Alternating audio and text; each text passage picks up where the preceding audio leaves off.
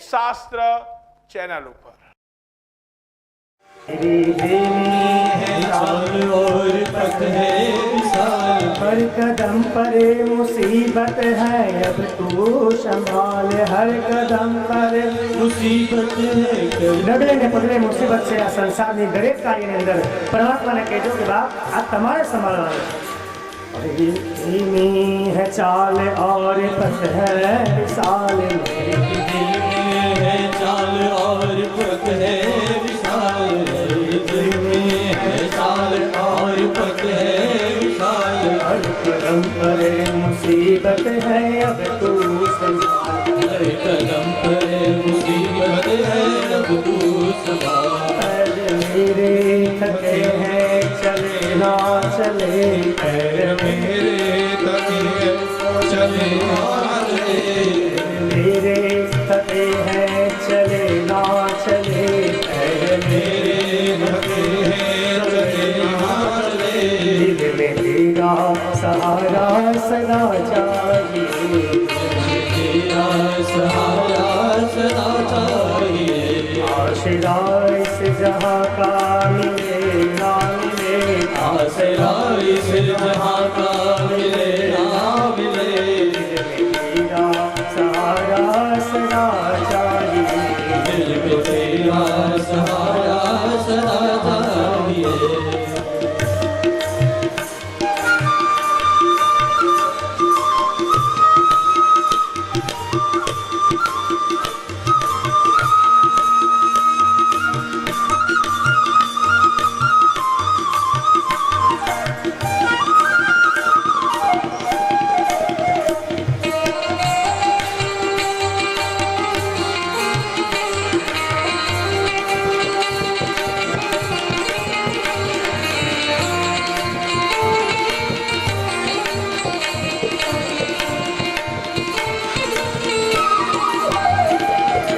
खुशियाँ है कम और ज्यादा है कम, जहाँ खुशियाँ है कम और ज्यादा है कम, खुशियाँ है कम और ज्यादा है कम, जहाँ खुशियाँ है कम और ज्यादा है कम। मुझको तेरा सहारा सदा चाहिए, मुझको तेरा सहारा सदा चाहिए। तेरी चाहत की दुनिया बसे ना बसे, तेरी चाहत की दुनिया बसे ना बसे। दिल में तेरा बसेरा सदा चाहिए, मेरे तेरा बसेरा सदा चाहिए। आशिरा इस जहाँ का मिले ना मिले, आसरा इस जहाँ का मिले ना मिले। मुझको तेरा सहारा सदा चाहिए, मुझको तेरा सहारा सदा चाहिए, मुझको तेरा सहारा सदा चाहिए।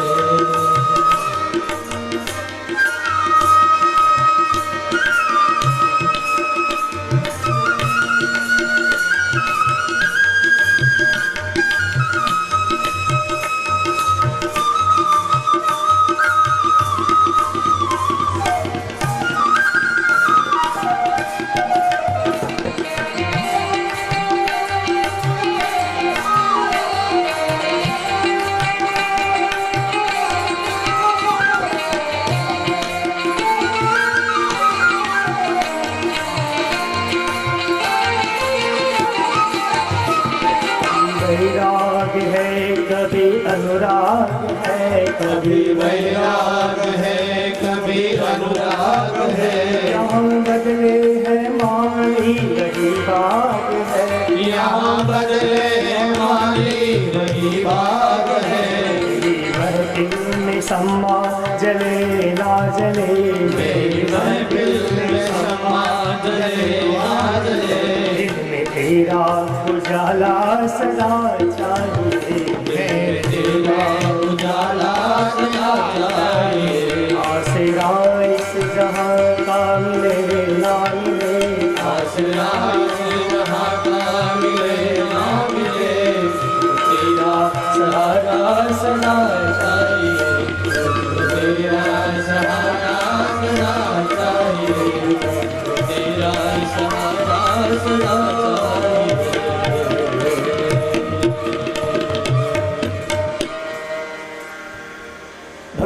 सर्वेषु विशिष्ट राग स वैराग। परमात्मा चरण में આપણે विशेष प्रेम होय એને वैराग કહેવાય। एक गांव में एक शमशान यात्रा निकली। सब बोल रहे थे राम बोलो भाई राम, राम बोलो भाई राम। एक साधु वहां से निकले और साधु ने किसी को पूछा कि बेटा ये सब क्या बोल रहे हैं। किसी ने उत्तर दिया कि बाबा यह सब राम राम कर रहे हैं। तो साधु ने कहा वो जो सफेद कपड़े में लेटा है वो राम राम क्यों नहीं करता। तब किसी ने कहा कि बाबा वो तो मर चुका है, साहब जिंदा हो वही लोग राम नाम कर सकते हैं।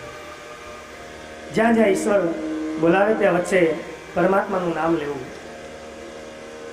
नारदे स्त्रीए नारदना चरण पकड्या અને કીધું उत्पन्ने द्रविड़ीशाहं वृद्धे कर्णाटके गता किंचिन किंचिन महाराष्ट्रे गुर्जरे जनताः। यही साधु मेरी उत्पत्ति द्रविड़ देश में हुई है, आंध्र प्रदेश के पास, और कर्नाटक में आकर मेरी वृद्धि हुई है, मेरा पोषण हुआ है। आज भक्ति जो है वो दक्षिण में ज्यादा होती है। किंचित किंचित महाराष्ट्र में कोई कोई जगह पे मेरे को थोड़ा थोड़ा पोषण मिला, लेकिन जब मैं गुजरात में आई, भक्ति अपनी व्यथा कहती है साधु नारद जी को, जब मैं गुजरात में आई तो मैं जीर्ण हो गई, मैं वृद्ध हो चुकी। ताकि गुजरात में लोग व्यापारी वर्ग વધારે। आंध्र प्रदेश ने अंदर मारो जन्म थयो, कर्नाटक में મને પોષણ મળ્યું, ક્યાંક ક્યાંક મહારાષ્ટ્રમાં મને પોષણ મળ્યું અને ગુજરાતમાં આવી અને ઘરડી થઈ। કારણ કે ગુજરાતમાં ઘરડી થઈ એટલે શું, અહીંયા सूजी महाराज केवा शो मांगे। कई लोग ऐसे होते हैं कि कई लोगों की भक्ति सावन महीने में जागृत होती है, या तो नवरात्रि में ही भक्ति जागृत होती है, फिर 12 महीना सो जाती है। हमारे घर के पास यदि कोई मंदिर हो तो हम पूरे साल भगवान के मंदिर नहीं जाते, लेकिन जब सावन महीना आया नहीं, हाथे में लोटा और जल की धार लेकर महादेव ओम नमः शिवाय करके मंदिर के ऊपर हम टूट पड़ते हैं। और कईयों को तो हमने झगड़ते हुए भी देखा है, मेरा नंबर पहले है तू खस, मंदिर में झगड़ो करे। आखू वरस भगवान ने याद करे नहीं, सावन महीनो आवे એટલે વિચારે કે ભગવાનને હું દૂધ ચડાવું તો ભગવાન મને આશીર્વાદ આપે। 4 પ્રકારના ભક્ત છે, સ્વાર્થી, જિજ્ઞાસુ, જ્ઞાની અને રોગી। 1 કિલો પેંડા લઈને ભગવાનને ચડાવે, मंदिर में बाहर ओटलो बैठेलो कोई भिखारी एक पेंडो मांगे तो नहीं आपे। 1 किलो सेब लेकर के मंदिर के लिए ले जाते हुए हमने कई भक्तों को देखा है। और मंदिर के बाहर यदि कोई गरीब भिक्षुक बैठा है तो उसे एक फल देने में हिचकिचाहट भगा देते।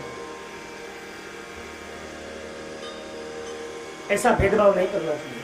ईश्वर भी सोचता है कि जिसके अंदर मेरा तत्व है, जिसमें शिव है, जिसमें जीव है, उसको कोई देखता ही नहीं। मेरा बनाया मुझको बनाए, भगवान कहे कि मारो बनाव्यो, मैं माणसों ने बनाव्यो, माणस मने बनावे छे। भक्ति जी कहे छे कि नारद जी हवे हूँ आ धरती छोड़ी और अन्यत्र जावा मांगू छूं। और सही बात है, आज भारत में से भक्ति धीरे धीरे जीर्ण हो रही है। अमेरिका, आप देखो बाहर के जो देश हैं, लंदन, अमेरिका जैसे अनेक देशों में आज भक्ति जा रही है और वहाँ की संस्कृति आज भारत में आ रही है। और ये कलयुग में भागवत में लिखा है। नारद जी बहुत प्रयास कर्यो भक्ति ने जागृत करवा माटे, ज्ञान वैराग्य ने जगरावा माटे अनेक वेदना मंत्रो बोल्या, पण भक्ति ज्ञान वैराग्य जागता नहीं। नारद विचार करे छे हवे शुं करूं। पोतानी व्यथा नारदे संत कुमार ने कही। संत कुमारे कीधुं कि नारद जी तमे वेदना मंत्र बहु बोल्या, आखो वेद भणी गया, पण ज्ञान ने वैराग्य जागता नहीं। એને જગાડવા માટે મંથન કરવું। શેરડીની અંદર સાકર છે, મીઠાશ, પણ એને રસ કાઢવો પડે, એમાંથી ગોળ બનાવવો પડે। દૂધની અંદર ઘી હોય પણ એને મંથન કરવું પડે, જમાવવું પડે, ત્યારે એમાંથી નીકળે. એમ તમે વેદ અને પુરાણ તો શેરડી દૂધ જેવા છે, પણ એની અંદર એને વલોવવું પડે. વેદ શું કહેવા માંગે? વેદના મંત્ર બહુ કઠિન છે. આ બ્રાહ્મણો મંત્ર બોલે, આપણે સાંભળવામાં બહુ મીઠું લાગે. ભાગવતજીના શ્લોક આપણે સાંભળીએ પ્યારા લાગે, પણ એનો અર્થ આપણને ખબર ન હોય તો બધું ઉપરથી જાય. મહારાજ બોલે સારું, શું બોલે એ ખબર નથી. અને સંસ્કૃત ન આવડતું હોય, ઘણા એવા છે. અમારે એક ગામમાં એક કથા બેઠી, મારા જે શ્લોક બધા એને સંસ્કૃત આવડે નહીં, એટલી ખબર પડે કે પાછળ ટપકું લગાવે એટલે મ કહેવાય, અને ચા લગાડી દો એટલે સંસ્કૃત થઈ ગયું. તેને એક શ્લોક બનાવ્યો, આદુ છે મારે ચોલ શણમ ચલિંબો. સાંભળો, સાંભળવા જેવો છે. બધામાં ચ છે ગુજરાતી ભાષા, એક શાસ્ત્રી જે બનાવ્યો. આદુ છે મારે ચોલ શણમ ચલિંબો, ધારા છે મીઠું મહિના કીધું, એવમ પ્રકારે ચટણી બનતી, રસોટમ રસોટમ રસોટમ રસોટમ. તમને સંસ્કૃતનું જ્ઞાન ન હોય તો અર્થનો અનર્થ થાય બાપ. એક ભાઈજી કથા કરે અને ગીતાની અંદર લખ્યું કે સર્વસ્ય ચાહમ હૃદય સન્નિવિષ્ટો મતસ્મૃતિ જ્ઞાનતમોહનંચ.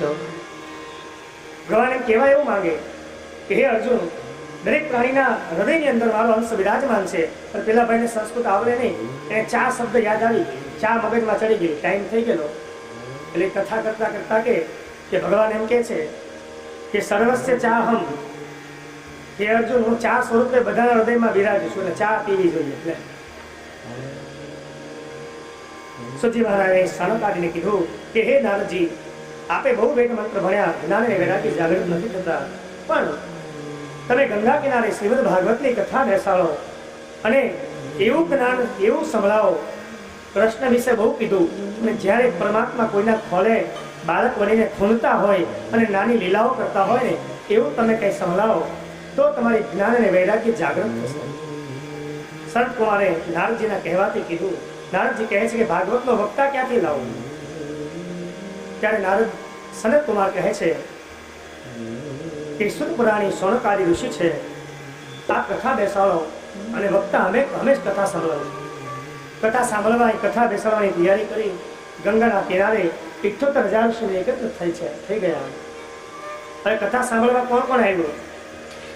એમાં સુખજી મહારાજ ભાગવતમાં લખ્યું છે, ભૃગુર વસિષ્ઠશ્ચ વનસ્સ ગૌતમો મેઘાતિથિ દેવલ દેવરાતો રામસ્તથા ગાદિસુતશ્ચ સાકલો મુરકુંડ પુતરાર્જિત પીપલાદ.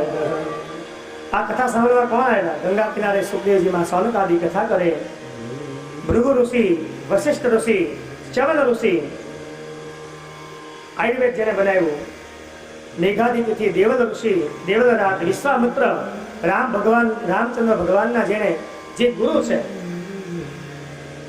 એવા માર્કંડ મુનિ, પીપલાદ, વ્યાસજી, પારાશર, જેને પોતે ભાગવતની કથા રચી, તે પોતે આ શ્રોતા થઈને ગંગાના કિનારે કથા સાંભળવા બેસે છે. ભૃગુ ઋષિ કોણ ખબર? વિષ્ણુ ભગવાનની છાતીમાં જેને લાત મારી હતી એ ભૃગુ ઋષિ. એકવાર ભૃગુ ઋષિ, આમ તો સમય ઓછો એટલે સમય પ્રમાણે મર્યાદા લેશો, પણ ભૃગુ ઋષિની ઈચ્છા થઈ કે 3 દેવતા છે, બ્રહ્મા, વિષ્ણુ અને મહેશ, એ સત્વ, રજ અને તમ, આ 3 દેવતામાં કોણ તામસી છે અને કોણ સાત્વિક છે એની પરીક્ષા કરું. તો ફરતા ફરતા વૈકુંઠમાં ગયા અને લક્ષ્મીજી છે એ નારાયણની સેવા કરે છે. પગ દબાવે. ભૃગુ ઋષિને જોઈને વિષ્ણુ ઊભા ન થયા એટલે ભૃગુ ઋષિએ વિષ્ણુના છાતીમાં લાત મારી. ત્યારે વિષ્ણુજી એટલું જ કીધું કે હે ગુરુદેવ, તમને મારી છાતી વક્ષસ્થળ મજબૂત છે, તમારા કોમલ ચરણ કમરમાં ક્યાંય ઘા તો નથી લાગ્યો? આટલી વિનમ્રતા એ વિષ્ણુને જોઈ, પણ લક્ષ્મીજીથી રહેવાનું નહીં. પતિનું અપમાન થાય ને પત્ની બેઠી રહે. લક્ષ્મીજીએ શ્રાપ આપ્યો કે જાઓ બ્રાહ્મણોને,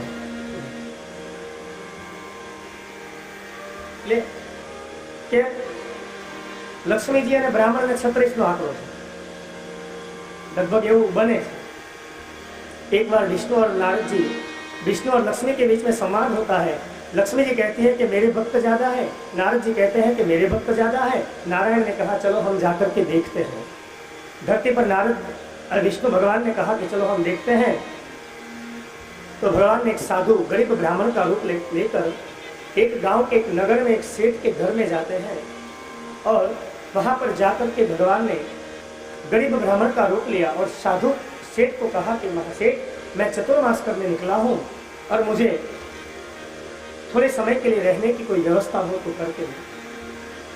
सेठ बहुत दयालु थे। सेठ ने कहा महाराज आप हमारे घर में रहें तो मुझे आनंद होगा। सेठ ने कमरा खोल कर दिया, लेकिन भगवान ने कहा, जो साधु के रूप में थे विष्णु जी ने कहा मेरी एक शर्त है। बोले क्या? मैं जिस घर में एक बार आता हूँ मेरी मर्जी से जल्दी मैं घर खाली नहीं करूँगा। सेठ बहुत ही दयालु थे। उसने सोचा यदि ऐसे साधु ब्राह्मण हमारे घर पे रहेंगे तो मेरा घर पवित्र होगा, जब तक होंगे मेरा घर तीर्थ बन जाएगा। उन्होंने उसे कमरा खोल कर दिया। दूसरे ही दिन लक्ष्मी जी ने सुंदर साड़ी पहन करके सुंदर वस्त्र अलंकार और आभूषण लेकर उसी सेठ का दरवाजा खटखटाया और लक्ष्मी जी ने सेठ को कहा कि सेठ पानी दीजिए। सेठ ने जब जल दिया तो लक्ष्मी जी ने उस जल से पानी पिया तो एक बहुत आश्चर्य हुआ कि जिस जल में लक्ष्मी जी को जल दिया गया वो गिलास था वो सोने का हो गया। स्वर्ण का गिलास देकर सेठ ने दूसरा गिलास थमा दिया, दूसरा भी सोने का, तीसरा दिया। इन्हें सेठ को लालच लगी। सेठ ने सोचा कि ऐसे मेहमान यदि मेरे घर पे रहेंगे थोड़े दिन तो मेरा तो कल्याण हो जाएगा। उन्होंने कहा कि बहन जी बुरा ना लगे तो एक बात कहूँ, आप थोड़े दिन मेरे घर पे रहें। तो लक्ष्मी जी ने कहा सेठ मेरी एक शर्त है। सेठ ने कहा क्या? लक्ष्मी जी ने कहा आपके घर में कोई ब्राह्मण तो नहीं है ना? सेठ ने कहा ब्राह्मण तो है, उससे आपसे क्या लेना देना। लक्ष्मी जी ने कहा जो स्त्री के रूप में थी, उन्होंने कहा बात ऐसी है कि मेरा और ब्राह्मण का 36 का आंकड़ा है। जिस घर में ब्राह्मण है मैं वहां जल्दी नहीं जाती, अगर मुझे रखना है तो उन्हें पहले बाहर निकल। सेठ बेचारा धर्म संकट में आया क्योंकि भगवान ने भी शर्त रखी थी कि मेरी मर्जी के बगैर मैं घर खाली नहीं करने वाला। सेठ ने बहुत ही समझाने पर भी जब भगवान न खाली करे, ब्राह्मण देवता ने घर खाली न किया तो सेठ ने गुस्से में आकर कहा कि पंडित जी सीधी तरह जाते हो कि दरवाजे के पीछे डंडा निकालो। भगवान ने फटाफट अपनी पोथी लपटे कर वहाँ के भगवान निकल गए और भगवान नारायण वहाँ से निकले तो लक्ष्मी जी ने भी अपनी सारी माया समेट करके वहाँ से निकल। और लक्ष्मी ने कहा देखा प्रभु ये दुनिया सब स्वार्थी है, केवल मेरे ही भक्त हैं। नारायण की बात सुनकर लक्ष्मी जी ने कहा अब मेरी बारी है। गांव के दूसरी ओर एक श्मशान यात्रा जा रही थी और वहां पे लक्ष्मी सब लोग शमशान की यात्रा में जा रहे थे। लक्ष्मी जी ने कुछ माया दिखाकर वहां पैसे की नोट गिराई तो कई लोग थे वो पैसा चुनने के लिए वहां अफरा तफरी करने लगे। अंत समय में जब श्मशान तक केवल 4 लोग जो थे वह बच गए, बाकी के सारे लोग पैसा लूटने के लिए हंसते में ही लूट गए। 4 में से एक की नजर नीचे पड़ी तो 1000 रुपये की नोट पड़ी। दूसरे ने कहा कंधे पे मृत शरीर है, इसे कहाँ रखे। तीसरे ने कहा ऐसा भी इसका जो होना था हो चुका है, हम हमारा कर लेते हैं, इसे रखो साइड। उन्होंने उस मुर्दे को जमीन पर रखकर सब पैसा लूटने के लिए चारों लोग लूटने लगे। तब लक्ष्मी माता जी ने विष्णु को कहा कि देखा प्रभु इस दुनिया में सारे मेरे ही भक्त हैं। तब नारायण ने कहा कि लक्ष्मी ये तेरी बात सही है, ये सारे लोग पैसा लेने के लिए लूटने लगे, लेकिन जो सफेद कपड़े में जो मुर्दा सोया था उसको तूने देखा, वो खड़ा हुआ क्या? तो लक्ष्मी जी ने कहा प्रभु कहाँ से होगा, जिसके अंदर आपका आत्मा ही नहीं है, आपका अंश ही नहीं है, तो कहाँ से खड़ा होगा। तो कहने का तात्पर्य है कि जिसके शरीर है आत्मा है तो ये सब भौतिक सुख का काम है। कथा के अंदर अनेक ऋषि पधारे, गंगा यमुना जी आदि अनेक नदियाँ थी, वो स्त्रियों का रूप लेकर वहाँ पधारी। ज्ञान और भक्ति वहाँ सभी जय जयकार हुआ। भक्ति को कहा कि आपको कहाँ बिठाया जाए। तो नारद जी ने कहा, हे भक्ति देवी, आप कथा में पधारे हुए सारे श्रोताओं के हृदय में बैठिए। तुम्हार जो सदा सेविया श्रीमद्भागवती कथा यस्या श्रवण मात्रेण वरिष्ठितम समाशय। कि भगवान की कथा हमेशा श्रवण करनी चाहिए। इसके श्रवण मात्र से संसार के सभी भव रोगों का नाश होता है। भक्ति जी वहां पधारी, नारद जी ने संकीर्तन किया। भक्ति जी ने कहा, मुझे 7 दिन तक कथा सुननी है, मैं कहाँ बैठूं? तब नारद जी ने सुंदर श्लोक के अंदर उत्तर दिया, भक्तेषु गोविंद स्वरूप करती प्रेमे कधरती भवरोगहन्त्री सात्वं च शिष्टं सुधैर्य संश्रया निरंतरं वैष्णवान् सामि। हे भक्ति देवी, आप मंडप में न बैठो तो चलेगा, आप केवल जो कथा सुनने के लिए श्रोता बैठे हैं उनके हृदय में बैठिए। भक्ति देवी सवेरे हृदय के नीचे बैठी और वहां पे शरत कुमार कथा की आरंभ कर रहे हैं। तुंगभद्रा तटे पूर्वत भूतपत्तम अनुभक्तमं यत्र वर्णा स्वधरेण सत्य सत्कर्म कात्रः आत्मदेवः पुरः तस्मिन् सर्ववेद विशारदः श्रोत्रकर्मासु निष्णातो द्वितीयैव भास्करः। संत कुमार ने गंगा नदी के किनारे कथा बिठाई और संत कुमार कथा का प्रारंभ करते हुए कहते हैं, हे मुनिवर, आंध्र प्रदेश के पास तुंगभद्रा नाम की नदी थी और इस नदी के किनारे एक उत्तम नगर था।